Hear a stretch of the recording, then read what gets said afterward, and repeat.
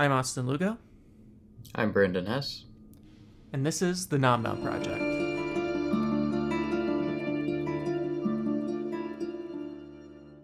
So, Brandon, before we really get into the history of Vietnam and what Vietnam is, was, and continues to be, could you kind of explain what exactly the Nom Nom Project is and why we're even here?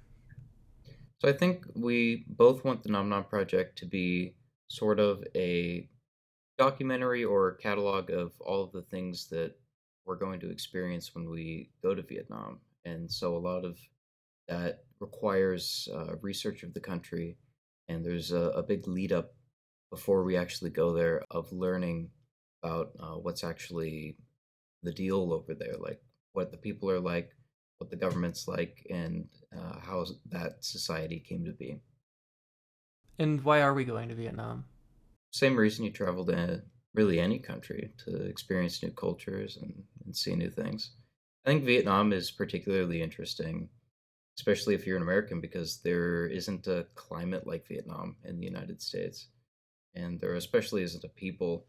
Well, obviously, there are Vietnamese people in the United States, but Western American culture is so unlike Southeast Asian culture that you can't really get the same kind of vibe anywhere else in the United States. I was recently reading a study about the literature that's coming out of Vietnam, especially literature in the United States, and this study came out about 10 years ago, so perhaps this has changed a bit, but I imagine it hasn't changed much. And the research suggested that over 60% of the literature on Vietnam in the United States was on the Vietnam War, 30% was cooking, and 5% was about the traveling, like tourists, and only 5% of books currently in the US on the country of Vietnam are actually about the history of Vietnam. So I found this project to be incredibly enlightening because before 2 weeks ago, I honestly knew almost nothing about Vietnam except the Vietnam War, which is all you learn in American history, at least speaking from personal experience. And you're not really taught a lot about Vietnam, partly because Vietnam has a very complicated history, especially related to the United States. But I also find it's fascinating and a great challenge just how complicated it is to get good information on Vietnam. When I was looking for books to read for preparing for this podcast and for all the other stuff we do with this project, I use Audible because I'm an extremely slow reader, so I'll often listen to books. And I found like 60 books on the Vietnam War, which is fine. It's important and people should read about it, and it's important to get different perspectives from Vietnam and the US and France and China and all these different perspectives. But at the same time, there's so few books. I think I'm reading the only book right now on Audible about the country of Vietnam and the history of Vietnam, which is just called A New History of Vietnam, which is an interesting name because there's not an old history. It's just that one. Most of the information I find is from news articles online, and that can be useful, but obviously it's got a very Western bias because most Vietnamese news is not translated. And a lot of the information that is out there on Vietnam is written by state media, and especially a lot of the academic information is put in textbooks that are written in a language that is not English. So it's hard to find super good information that's not what is Vietnam from the Western perspective. So, why do you think that is?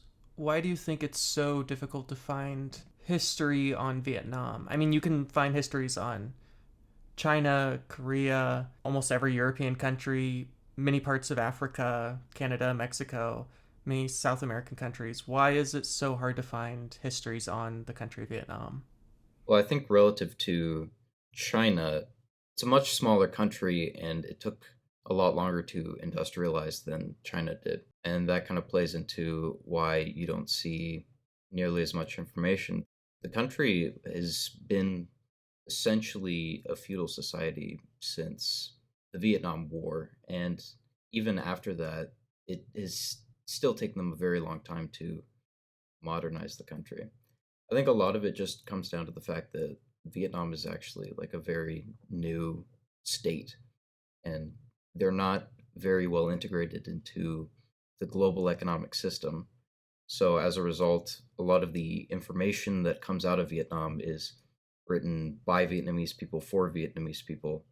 And there's not a lot of will or interest in creating media I for think one of the people other outside of problems when it Vietnam. comes I think one of the other problems when it comes to talking about Vietnam is that as an official country, it's still an incredibly new and really in many ways in its infant stages as a country, which is an interesting time to become a country within the last 50 years. It's certainly one of the newest countries in the sense of a unified set of people. I mean, of course, the tribes and communities of Vietnam go all the way back to the Han Dynasty and perhaps before. Unfortunately, much like a lot of Native American communities here in the United States, a lot of these communities were based on oral traditions and not written traditions. So to find their history is much harder. And if you actually try to find history before the Han Dynasty, it's incredibly difficult, partly because they were separate communities just that happen to live in the same area, and partly because there is nothing really written down. And since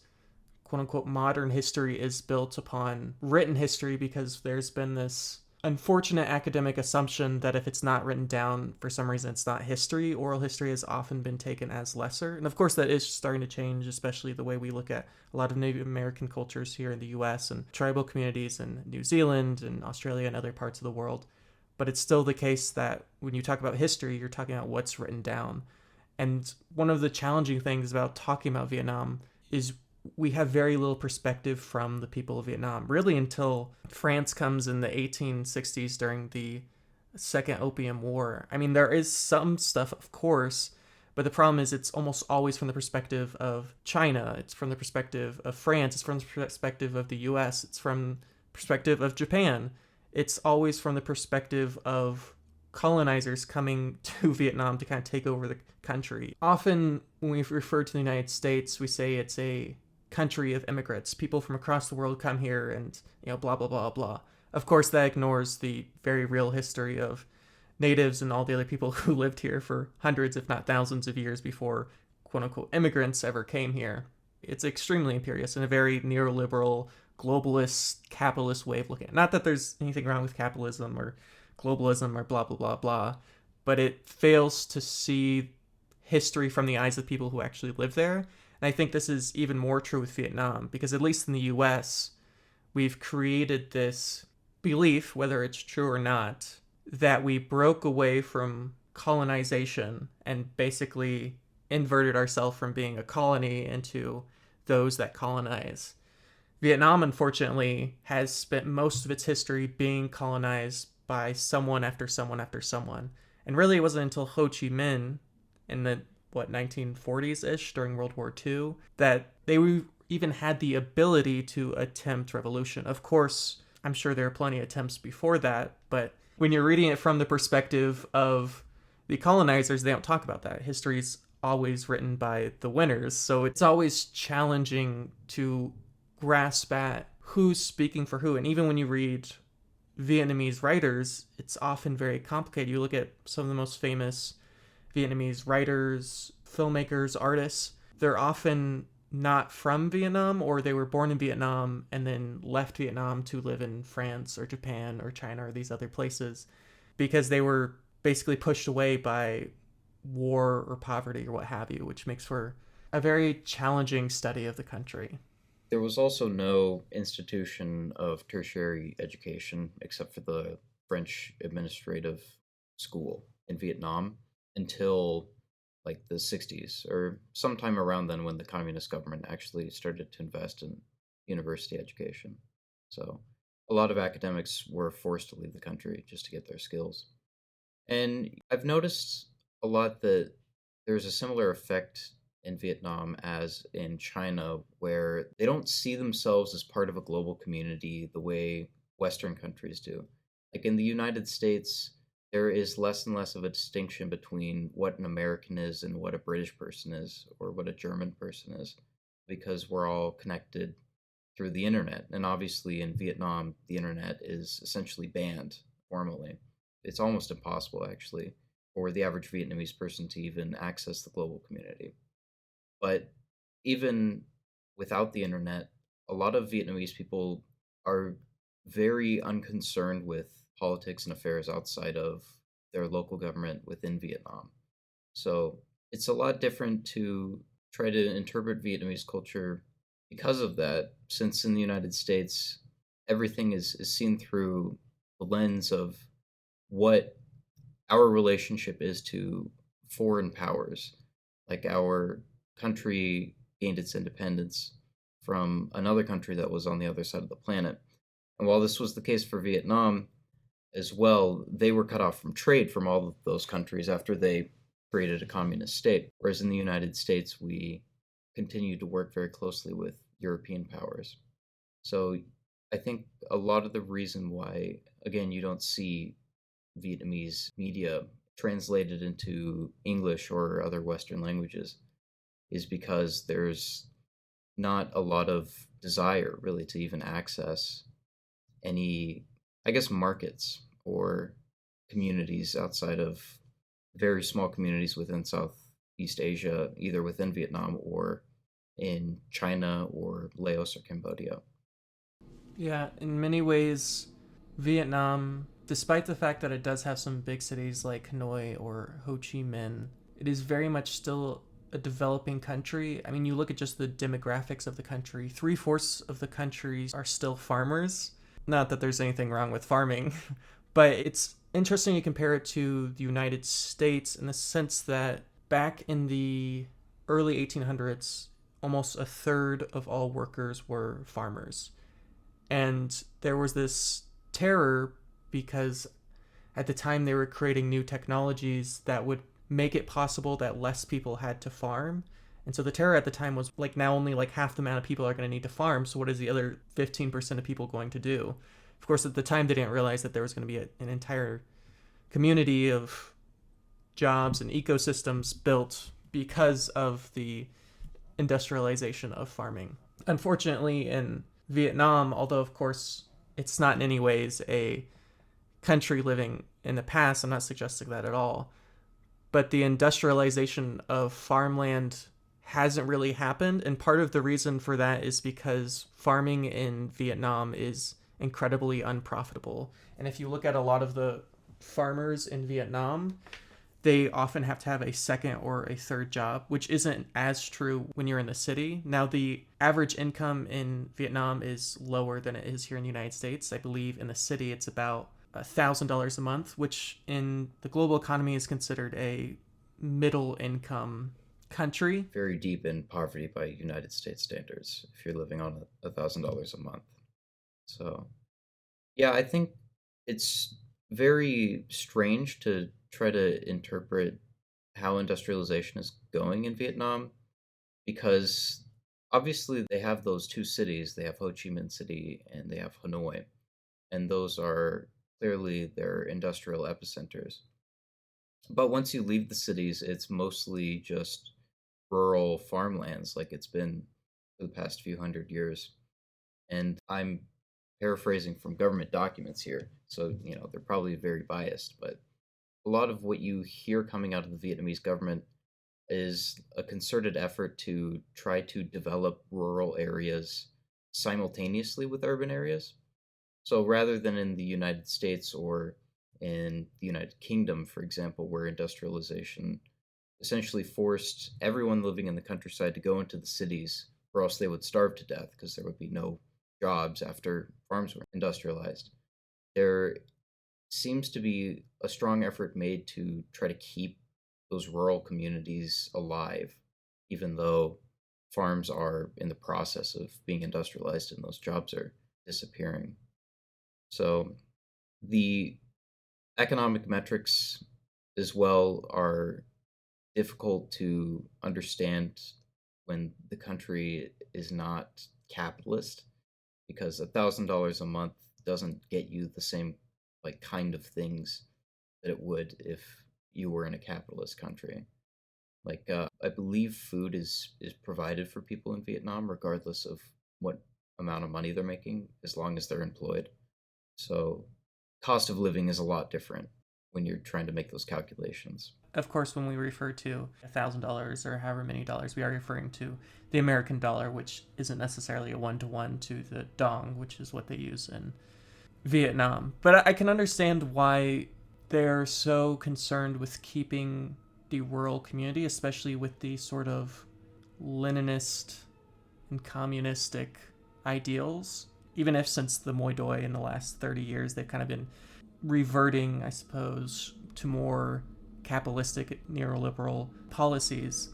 I can understand why they want to keep that rural community alive, because there is this sort of idea of self-reliance, but at the same time, when you have your own farm, you can grow enough food for yourself and your family and then also provide for others. It's really not that dissimilar from what the United States tried to do after they bought the Louisiana Purchase. Just gave people a bunch of land, because the idea was, oh, we just make everyone farmers, they have their own land, they can grow for themselves, and then everyone's happy. And of course, Mao Zedong famously tried this in China during his quote-unquote communist revolution, and they actually tried it twice in Vietnam, once in 1956 and then again in 1975. The first time they inverted it almost immediately. Like they had it for like a year, which is basically they took land from what they called the rich and they gave it to what they considered the poor. Unfortunately, these definitions weren't very well defined and it was very easy to buy your way out of it, ironically enough. So there were plenty of wealthy people who basically paid to be in a lower class.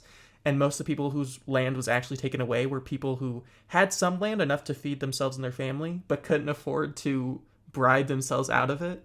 So you're basically just moving pieces across the board without actually doing anything. While this is happening, there are, much like Mao Zedong's China, they're creating certain standards by which everyone needs to be producing a certain amount of crop. And of course, those standards every year, they have to keep rising. And once you miss that standard, well, they can't tell the government, right? They can't tell their boss, because it has this certain hierarchy where you don't want to tell the guy above you that you're not making enough. And so that number just gets higher and higher and higher, which luckily in Vietnam, it did not have the same disastrous effects it did in communist China at the time. But in Mao Zedong's China, it created the greatest genocide in human history. In fact, the genocide was so great, they don't even know how many people died. They're like, it could be 20 million, it could be 40 million. And of course, this wasn't purposeful the same way the Holocaust or the destruction of Native Americans in the United States or New Zealand or other parts of the world. But it's the same effect. And in Vietnam, they attempted it twice. The first time, they realized that it wasn't going to work. But the second time, in 1975, when they tried it, they actually did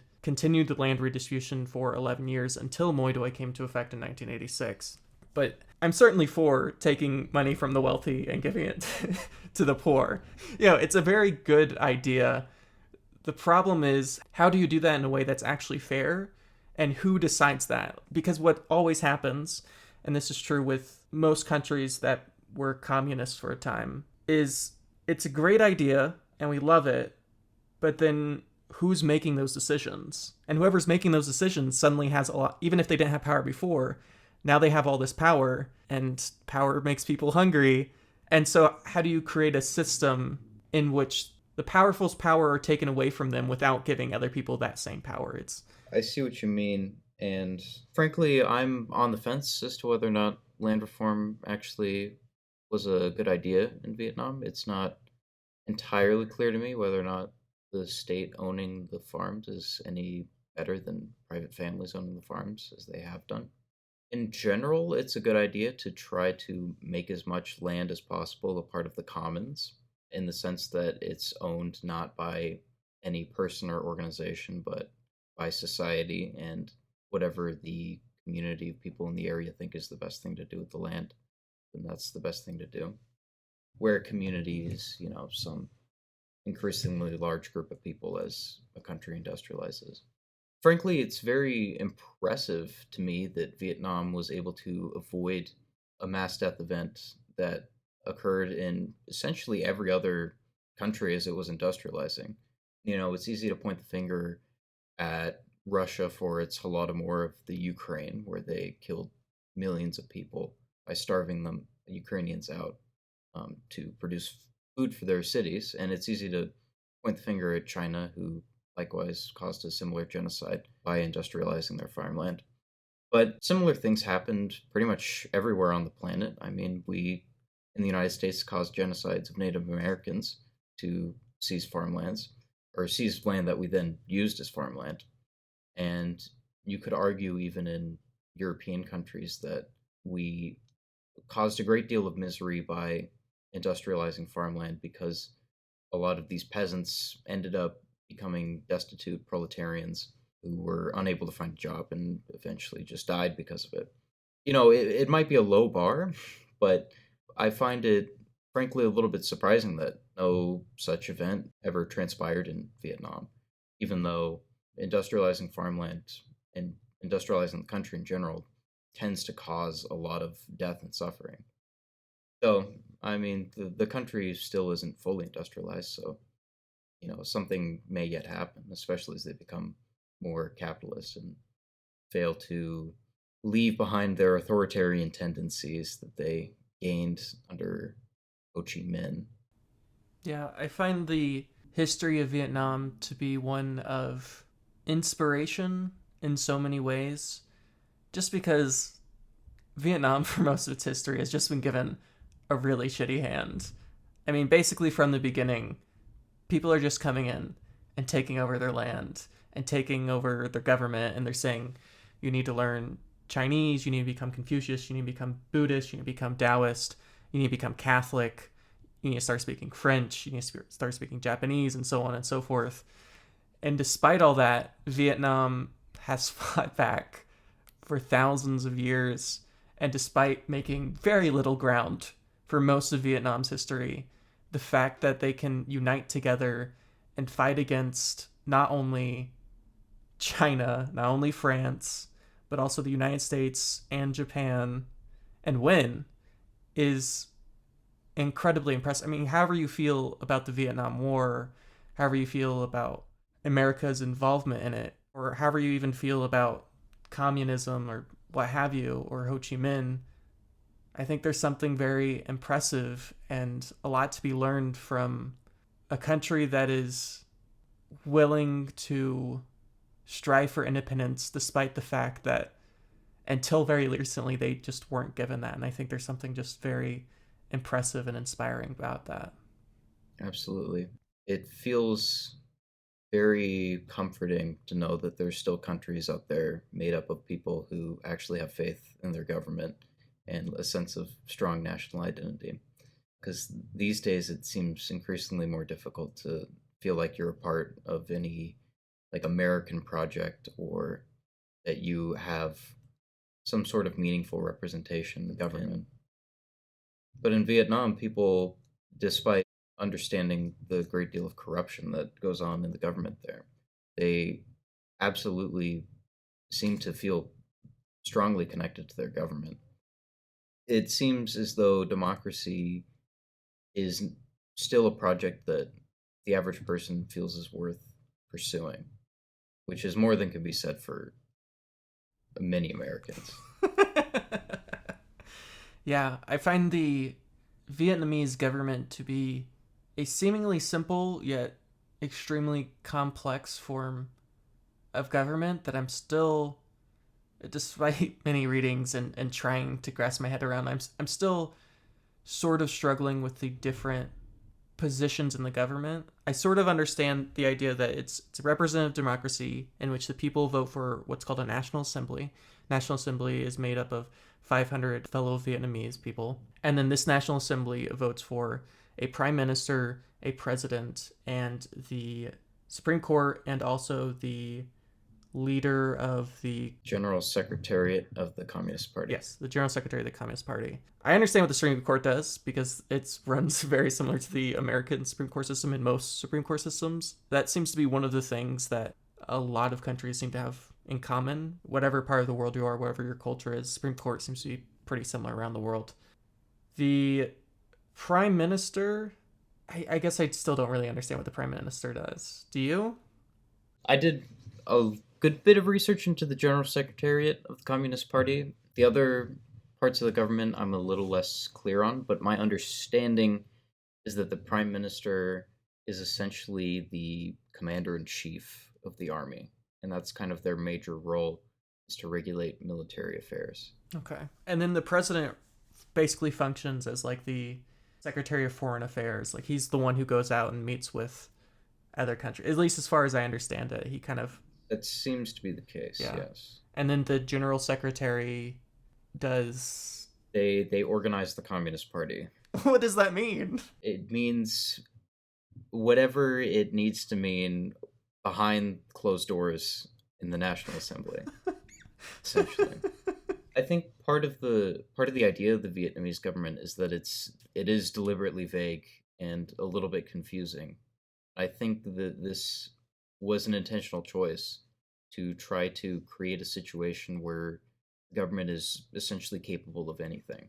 Unlike the United States government, which is kind of locked into a path, the heads of state within the Senate, the House, and the president have to play a very specific game to get anything passed. And as a result, that makes it very difficult to cause radical change, like moving the United States towards a more socialist economic and social system is nearly impossible because of it. In Vietnam, it's a lot easier, for example, to completely reform the international system of trade that they use towards a more capitalist one, which is something Ho Chi Minh almost certainly would have vehemently disagreed with, being an old guard communist like he was. But because of the vagaries of the government, because it's not very well defined what anyone's particular role is or what they're expected to carry out and what traditions they're supposed to uphold.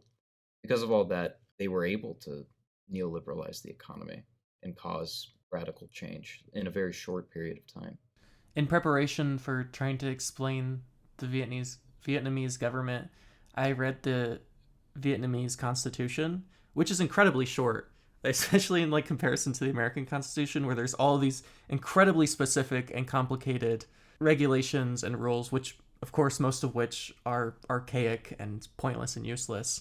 If you look at the Vietnamese Constitution, it's only like 6 paragraphs. It's like 2 pages. And it basically just describes what the National Assembly is, what the president is, and the prime minister is. What's interesting is the Constitution doesn't explain, they actually don't even mention the General Secretary of the Communist Party within the Constitution, which is one of the reasons why I was struggling to figure out what they actually do, because most of my search was within official Vietnamese government websites that I was able to translate into English or were already in English, which, I mean, it's a two-sided coin in so many ways. On the one hand, it can be scary and daunting at times because they can make changes that perhaps the people of Vietnam don't necessarily agree with, and there's not a very easy way to change that.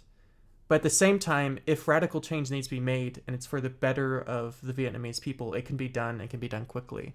Where, of course, the US government was entirely built on the idea, the terror of really anything getting done. And so part of the reason the American government is so slow at doing really anything is because it was built that way. It was built to be arbitrarily bureaucratic. It was built to almost be Kafkaesque in so many ways because the American idea, at least at the time, was the more bureaucratic is, the slower things get done, and the idea was slow is smooth and smooth is fast. Unfortunately, that doesn't really work so well, at least not in the United States. I can't necessarily speak for other countries who have similar types of, I'm putting democracies in air quotes because the American system isn't technically an official democracy. There's a lot of, it's more of an oligarchy, honestly, than it is a democracy. It has a democratic aesthetic, but very little control of the people in government, which is not at all similar to the situation in Vietnam, where obviously the federal government of Vietnam is directly elected by the people, which is something Americans dream about, but will probably never happen in this system. Yeah, and I think part of the theory behind the government is that if you have such a small group of people that's directly elected by the people, like the National Assembly is, while it is 500 people, that's bigger than any house in American government. But the whole thing overall is smaller than the entire American government in terms of like elected offices. If you set up a government in that way and you make sure that the elections are not rigged and that they're held fairly, it becomes nearly impossible for a group of people to gain unjust power and become tyrannical because there's just no wiggle room given by the people. There's not enough elected offices to obscure power and cause and carry out tyranny like there are in the United States. And the nature of election cycles is such that no politician can go too far from popular demand, or else they'll risk losing their position of power in the long term. And the way the Vietnam voting system runs is very similar to New Zealand's voting system, which is honestly, if the United States actually cared about democracy and wanted people to vote on a regular basis, they would move to a similar system, which is basically everyone in the National Assembly, all 500 people, are up for re-election every 3 years. So that means every 3 years you go in and you vote, which means that not every fucking day do you have to watch the governor, whatever governor of your state, or the senator, or the school board, or this person, that person. Because I think part of the reason that the United States has such a low turnout for so many voting. I mean, you even look at the presidential vote, which people consider to be like the supreme leader of the United States, even though the president doesn't have nearly as much power as people think they do. I mean, look at Donald Trump's stay in office, even though obviously I vehemently disagree with. That man was exceptionally bad as a president, though. Exceptionally bad, right? I mean, if he was in a different type of government, he could have easily dismantled it. And yet, 4 years in office, and you actually look at what he got done, and while he did commit some things that are atrocious, he really didn't get a whole lot. Like, there really isn't a whole lot change from 4 years ago, especially if you don't account for, right, the coronavirus, which is not really under anyone's control. It was going to happen either way, and so on and so forth. Of course, the CDC could have handled it differently, and a lot of people could have handled it differently. But, even with a presidential election, you're looking at 50, maybe 60% show up rate for the US. But when you have it only every 3 years, when you can only vote every 3 years, it's so much easier. And for the people of Vietnam, they're only voting for one person, right? They're just voting for their person, for their nationals. Of course, they have local officials that they have to vote for also. But those positions are also up every 3 years. So it's basically just one day every 3 years, and you can see very well what they've done in the last 3 years. Like, you have to say, well, was this the work of the senator, or was this the work of the governor, or was this the work of this person or that person, that person? The hierarchy is very clear in that sense, which makes democracy much more efficient. I think it's sort of ironic that in America's attempt to stop quote unquote tyranny, they ended up creating something much more tyrannical than just having a king, because, as you were saying, they're able to hide in these bureaucracies, which the National Assembly isn't. I mean, even if you don't like the current president or the current prime minister or whoever, they're going to be up for election in 3 years. And yes, you may not be able to vote for the general secretary directly, but you're voting for the people who vote for the general. I mean, it's a very short chain. I mean, technically, in the US, you technically don't vote for the president. That's how Donald Trump won in 2016. You don't vote for the president. You vote for people who vote for the president. So it's still happening in the United States. We've just created this illusion that it's different. But when Vietnam, it's a much more direct trail to the top, and I think it works. So up to recently, a general secretary could only have 2 terms, and then they have to step out of office, similar to President of the United States. But they decided that the general secretary should have a 3rd term because they like the guy that's in office. They're like, that guy, he should have a 3rd term. And they just did it. Like, it wasn't like this huge thing. They just voted, and it happened. And, whether you agree with that or not, it's so efficient, and you have to love the efficiency of it. It's just so efficient. Right, and that's only something that can really occur effectively in a government without like total collapse and chaos if you have a very strong, coherent ideology like Ho Chi Minh's Marxist-Leninism creating the whole thing. I don't think an American-style capitalist Vietnam could function with a National Assembly elected directly by 500 people. I think the only way that you see government like Vietnam's actually being able to get anything done and not collapse into chaos like South Vietnam did, for example, when a coup was made against their president right before the war with North Vietnam, and the country was thrown essentially into complete anarchy. The only way that you avoid that is with an ideology like communism, essentially keeping people in line and keeping people looking towards a similar goal that while there might be some disagreements in the short term, there's always this idea that the emancipation of the worker and achieving society free of scarcity, that's all present in the minds of everyone in the National Assembly. But that's not really the case in the United States, where there isn't, well, there is ideology in the federal government, but I think it's pretty obvious that pretty much every elected official is deeply cynical of whatever ideology they may hold. And so, without that kind of ideology, you sort of need a Byzantine bureaucracy like the United States, because there's no sense among elected officials that there's some goal that we're all working towards. The cynicism that every politician has forces each politician to act as an individual out for their own gain rather than as a collective under some greater goal, which, might be more abundance, it might be even some policy like universal health care. And without that, you can only achieve a situation where a few people are removed from abject poverty. And obviously, that causes class divides. So, over the last 30 ish years, Vietnam has moved from a prototypical communist country to more neoliberalistic ideals, much like China has, while still claiming to be communist.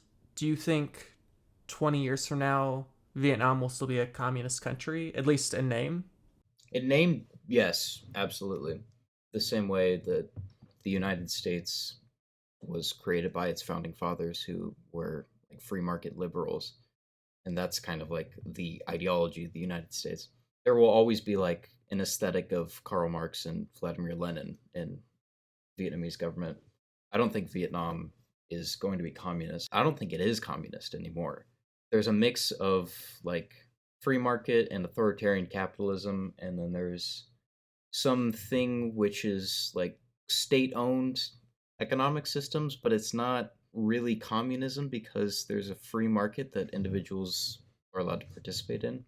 There's definitely a transition there where the people are sort of working in communist systems, but within the next 20, 30 years, I think those systems either get replaced with capitalist ones or they get replaced with some sort of state controlled system, which is completely different from communism. So, yeah, I don't see communism sticking around in practice in Vietnam. Do you think communism could survive anywhere in the current global economy? No, probably not.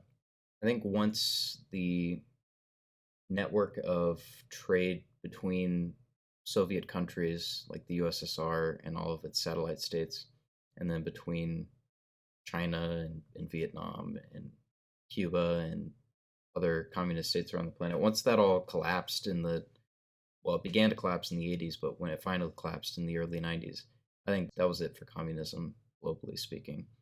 The only way an ideology can survive at the level of a state government now is if it participates in neoliberal capitalism globally, because that's the only way that you can get resources to build your modern factories.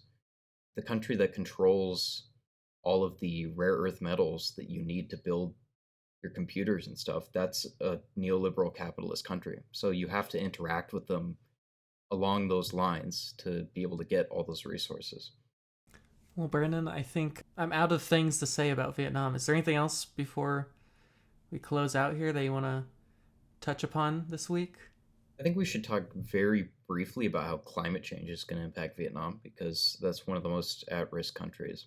I don't have any like prescriptions for what should be done, but I think it is very concerning what sea level rise is going to do to the country, since both of their major cities are in river deltas right next to the ocean, which means they're both at risk of becoming underwater within, the century. So that's not very good. Vietnam is also mostly farmlands, and while it is in the jungle, that kind of insulates it from climate volatility. There's a lot of Vietnam which is like in hills or mountains, and that is, a very high risk area for drought, which would affect their major export, which is rice, and their food supply, obviously, for the people. So I think Vietnam is probably one of the most interesting countries when it comes to the effects of climate change. It has some of the hardest work to adapt to climate change compared to other countries. I don't know if you have anything to add. I've read a bit about what's called the climate economy in Vietnam, and they have a very real concern about the current and trajectory of global climate change. They have the ability to be much more aware and act on it for so many reasons than countries like the United States, partly because the United States you can kind of hide away from it because the United States has such a large just amount of land and places that you can go. You can sort of try to hide from global climate change. With Vietnam being so much a smaller country and being surrounded on many sides by water, it's not great for Vietnam, but I know they're doing everything that they can. But the problem is even if Vietnam was at zero on carbon, they're like, oh shit, we did it. The amount of carbon we're producing is the same that we're taking out of the atmosphere. Even if they hit zero, 9 million people, I mean, it doesn't matter because if countries like the United States and the UK and China continue to produce at the rate, they're kind of just doomed. It sucks, and there's not really. Vietnam is in a place where they really can't do a lot about it. It's frustrating because like so many things, the people that are most affected are the people that can do the least about it. And even if Vietnam does everything in their power to go green, the whole country becomes solar power and wind power and hydropower and all that. It doesn't matter. The effect that they're going to have on Earth is so little that they are merely at the whims of the rest of the world. And even if they go to the UN, even though they have the ability to participate in UN, the fact is that even though there's plenty of countries that really haven't done anything for hundreds of years, but because they are, I mean, look at France. Like, what the fuck has France done in the last 100 or so years? Nothing. They haven't done anything, and yet they have more power at the UN than so many other countries, and it's incredibly frustrating. And I can only imagine what it's like to. I don't want to in any way appropriate the frustration or the fear of the Vietnamese people or people of anywhere in the world, but it's incredibly frustrating that the people who are affected the most, like, no matter how fucking hard they work, no matter how much they do, I mean, I guess unless they go and fucking take over Japan and China and other parts of the world, which I don't think they're planning on doing anytime soon. I mean, I won't speak for the Vietnamese government. Maybe they're planning world domination, and if they do, what, all the more to the Vietnamese people and Vietnamese government. I mean, if anyone deserves to take over the world, if anyone deserves to practice a little colonialism, it's them. So, Hey, you never know. They probably have the most legitimate claim to it, I think, of any country right now. Despite all the frustration about it, I think there is a great deal of hope for the current situation because the severity of climate change and the knowledge that it's going to impact Vietnam in such a drastic way is deeply motivating to the Vietnamese people to create the kind of technologies that are necessary for net zero. So, even though it's going to be a Vietnam that suffers the most from climate change, it will also be countries like Vietnam that create the industries and technologies that will allow the rest of the world to achieve net zero. So Vietnam, it's up to you. It's not our problem anymore. It's not. You don't have to solve global climate change. We Americans, we might be, the leaders of the free world. We might have, literally all of the power, but it's actually not our control. Like, we have no control. So it's all on you. You have no responsibility here. Sorry. All right, y'all. Thank you for listening. You can find everything I do at Austin12. I have nothing to plug except the Life Through Fiction's YouTube channel and the TikTok and Instagram page. And you can find the Nom Nom Project here wherever you hear podcasts. You can also find us on TikTok and Instagram at the Nom Nom Project. And thank you all for listening.